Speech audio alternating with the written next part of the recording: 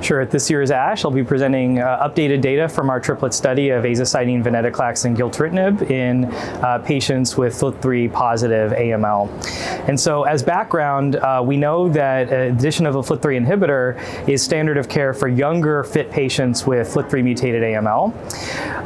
Gilteritinib is a very effective agent in the relapsed refractory setting, but not yet widely studied in the frontline setting. Now, in the older patients who are considered unfit for intensive chemotherapy, Azacitidine plus Venetoclax is still considered standard of care without introduction of a FLT3 inhibitor. But we feel that, of course, that potentially introduction of a FLT3 inhibitor to these patients may improve outcomes. So this is a study to evaluate the combination of Azacitidine, Venetoclax, and Gilteritinib, both in the relapsed refractory setting and also in patients with newly diagnosed FLT3 mutated AML who are considered unfit for intensive chemotherapy.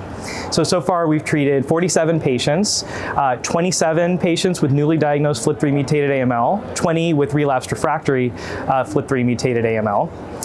Data in the relapsed refractory setting, we do see a response rate of 70%. About half of those are CR, CRI, half of those are MLFS.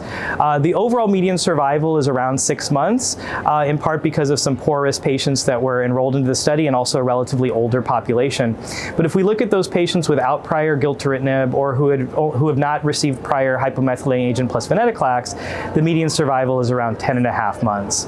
Now, where we're most excited for this combination is in the frontline setting, where again we've treated 27 patients who are older and unfit for intensive chemotherapy. There we've seen all patients have responded, so we have a 100% response rate, and 92% of those responses are full complete remission.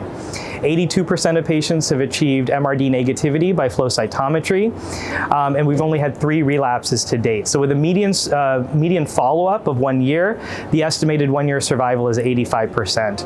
And so just for comparison, if we can compare that to data from VIALE-A, which is Azacitidine Venetoclax in an older unfit population, there the CR rates were 40 to 60%, 30 to 50%, and the 1-year survival rates were 40 to 60%.